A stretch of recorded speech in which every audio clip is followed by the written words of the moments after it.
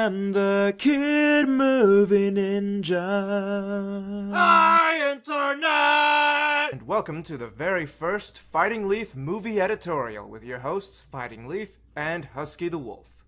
We're not going to be covering any specific movie this time around. We're just gonna tell you how we review stuff in general. It's a mistake to assume that we underwent some kind of special education and came out of it singularly qualified to critique movies. Far from it. Yeah, we got where we are today basically by pretending we had any idea what the heck we were talking about. We've come a long way since our humble beginnings, though. And while we still probably have a lot of room to grow, I'd say now, 10 years into our YouTube career, is probably a good time to share with the world what we've learned. Now roll that B footage! One thing I've always believed, even from the very beginning, is the fact that critics need to have standards. That means we gotta know the difference between a good movie and a sucky one. But that brings up a problem. Yeah, different movies target different audiences and entertain them differently. Setting up a blanket set of standards that covers the gamut of every movie ever made is a fool's errand, especially when you consider how different these audiences can be. A movie like Carrie can't be critiqued the same way as Paddington, and Paddington can't be judged the same as 1776. It's like comparing apples and oranges and ice cream and pork ribs and Skittles and Shia LaBeouf's face. They're all delicious, but in very different ways. What Husky means is that one's standards should be appropriate to the subject one is critiquing.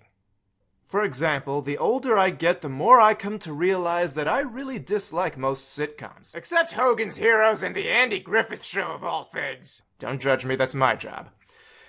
But that does mean I am not a worthy critic of sitcoms because, on the whole, I just don't like them. It's like whenever someone like Phalis reviews any adaptation of a classic fairy tale. Nitpicking a fairy tale the way he does shows that not only does he not understand the point of these types of stories, which is usually to tell a large story in compressed time, which is the real reason so many characters seem to fall in love so quickly. But even bringing in his usual snarky attitude to such a story means that he misses out on the story's deeper implications, such as why a hideous beast would value a beautiful rose above all other things for its own sake. Because the roses were the last beautiful thing in the beast's life, they were the only thing he did not freely offer to Beauty's dad. Of course, his videos are still entertaining, but that doesn't mean that his videos are proper critiques of fairy tales as a whole. Just the specific adaptations that he's covering. To properly review something, you gotta do more than just make snide comments about stuff to prove that you're somehow smarter than it. The reason we chose to cover kids and family media is because, to sum it up, we get kid flicks. Not only that, but we really like them. On the whole, these types of movies make us happy, and yet we're not just blind consumers. We understand when we enjoy something and when we do not. So, that's all it takes, right?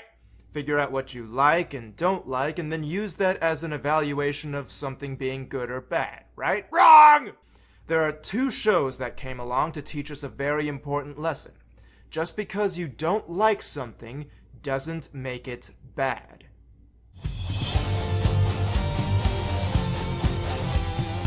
When the show Adventure Time first came out, we had seriously considered reviewing it, to talk about how bad it was. Yeah, imagine us having an unpopular opinion. The biggest reason we didn't cover Adventure Time, though, was because, well, the show was so weird that we honestly had no idea what it was trying to accomplish. How was this show trying to entertain people? Was it an apple, an orange, or something else completely? How the heck are we supposed to make intelligent commentary about a show that we just can't even wrap our stupid little heads around? We would run the risk of looking like the kind of idiot who would judge a high dive competition thinking it was a long jump.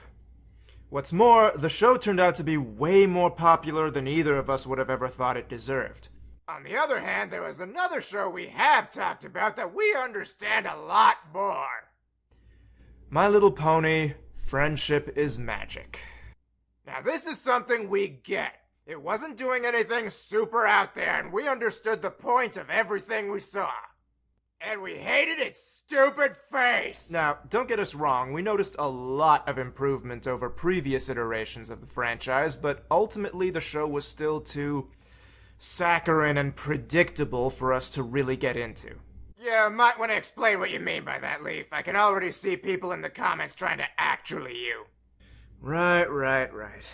Okay, let me say this outright. Being formulaic is not bad. Some of our favorite cartoons are the classic Popeye the Sailor shorts, and every time he would eat his spinach and save the day. Even those times where they tried to subvert expectations? You ain't eating no spinach in this picture. It would still happen the same way. He gets to the spinach, and he wins. But let's pay attention to what Bluto says in that clip. You ain't eating no spinach in this picture. The implication that Bluto understands the power of spinach means that the show is aware of its own formula. The problem with My Little Pony isn't that it's predictable, it's that it pretends that it isn't. The elder sister harnessed the most powerful magic known to ponydom, the elements of harmony. Leaf's literal first words upon hearing that line were, The elements of harmony were inside them the whole time. and guess what? Because the spirits of the elements of harmony are right here! The problem wasn't that I was able to predict the climax 4 seconds into the first episode. The problem was that the show treated this predictable finale as some kind of huge reveal. A clear example takes place in the episode The Last Roundup. Wow, you've got more blue ribbons than any pony in Ponyville ever! And I can't wait for my big sis to win every blue ribbon in Equestria and bring home the title of Equestria Rodeo Champion! When we first saw that, we shrugged and thought, okay, she's gonna lose. How will this affect her? Imagine our frustration when it turned out the whole episode was just building up to the grand reveal of her loss. This is just a small taste of the things that we dislike about the show, but even then we have to acknowledge that the show itself is not bad. But we still don't like it! It's not a perfect show by a long shot, but its occasionally clever writing, well-balanced characters, and slapstick humor all make it very clear why it became a hit. The opposite can happen too. Sometimes we like something that just doesn't do a very good job as a movie. We covered Pokemon the Movie 2000 a lifetime ago, and we concluded that we still had a good time watching it in spite of the fact that the story just wasn't told very well. Heck, for all the garbage we gave Speed Racer, we consider that one kind of a guilty pleasure, even though it fails hard in so many ways. Sometimes it's ironic fun, of course, but not always. The key is to be honest with ourselves when we're enjoying the film for its own merits or for some other reason. We don't know if there's any good or bad reasons to like a movie, but we do know that a lot of what makes movies good is subjective. To call a movie subjective means that different people are going to react differently to it. But there is something very important to take away about the nature of subjectivity. It ain't random. The dictionary definition of subjective is based on or influenced by personal feelings or opinions. That means that, in one sense, how one feels about a movie depends entirely on individual values and opinions. Something that excites one person might bore another, or something that offends one person might be hilarious to someone else. One complaint I hear about online reviewers is that we tend to hold our standard as the final word on a movie or game's quality. But that ain't true. All any critic ever does is apply their own personal standard to something and see if it measures up. Those standards serve as the foundation for all critique. Without it, criticism just couldn't happen. So does that mean critics have no purpose? Does that mean we've been throwing away our lives over a fool's errand with no point? No. No, it doesn't. Just because people's views on movies are subjective doesn't mean that we can't agree on anything. That is where genre comes in. Genres of film are pretty much just categories or types of movies that can each have their own set of standards. Comedies are judged by how funny they are, action movies by how exciting they are, horror by how scary, and romance by how much it makes me want to throw up! Within each genre, however, there are what could be called subgenres. such as the superhero genre being a subclass of action movies, and how a wacky slapstick comedy like Ernest Goes to Camp is very different from a more satirical intellectual piece like Dirty Rotten Scoundrels. And it goes even deeper than that. Each and every individual movie is trying to entertain its audience in its own specific way.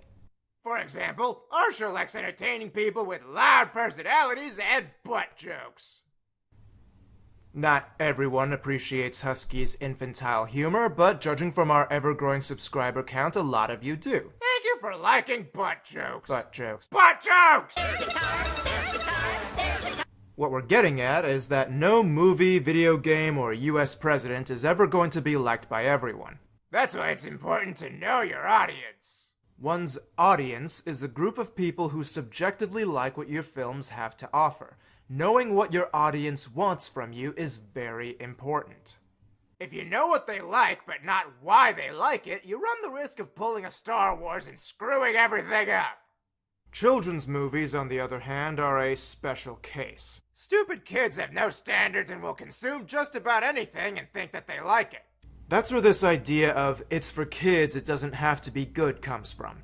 The theory is that children are easily entertained, so it doesn't take a lot of effort to entertain them. But that mentality is stupid. It's true that a show for children doesn't have to be very logical. Heck, it doesn't even have to be internally consistent. But that is no excuse for a lazy product. These movies and shows we're playing here are all fantastic examples of films that go out of their way to be amazing while still being extremely goofy. These films understand that there is an art to being everything children love, being colorful, charming, and memorable. Contrast that with the Secret of series, like The Secret of Anastasia, and the UAV version of Cinderella. These were clearly made to cash in on something popular without having to put in much effort to make something of quality. The first set of kiddie stuff has comedic timing. Now, why don't you sit quietly and do nothing like a good little girl? Ha ha ha ha! Over-the-top characters. I've been wearing this under my suit every single day for years! And tightly choreographed musical numbers. He's slapping himself. The other movies we mentioned just have the barest imitation of these qualities, almost like they were just trying to check off a list rather than make something special. We don't technically know that for sure. All we can do is describe our experience with these movies. And that brings us to the last point we wanted to discuss today.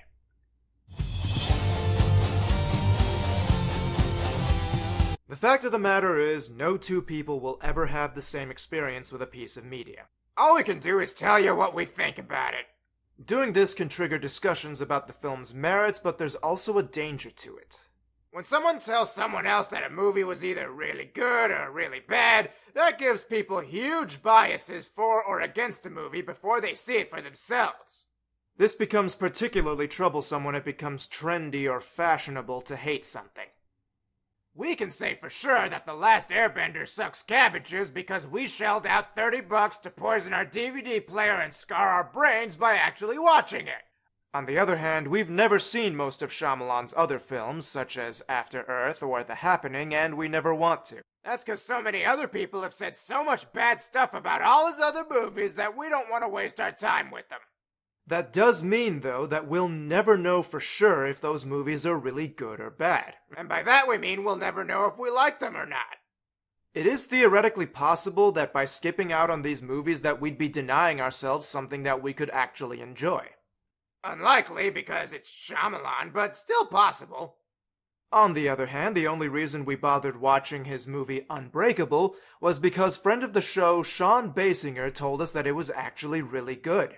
And he was right. The point is that reviewers and any sort of criticism really can influence how people will receive media, and this is a double-edged sword. If you're as picky as we are about kid flicks, maybe you want to hear about what others think before you throw gobs of money to add something to your collection or waste your evening in streaming it. On the other hand, if your tastes aren't in line with the critics you hear, listening to them might deny you something you could enjoy. So where does that put me and Husky?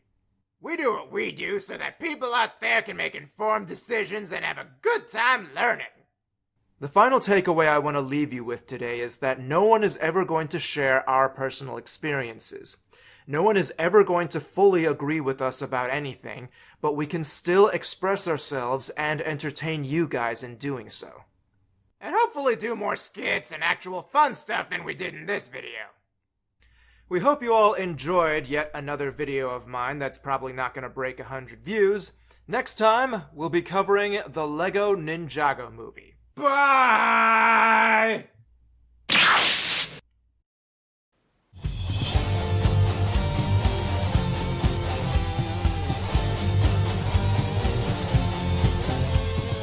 I am the kid movie ninja. Guess what, guys? It's another Patreon shout for my favorite people in the world: Joyful Cryptid, Bashful Ivory, Matthew Connorth, Megan Cloud, and Jordan Mathis.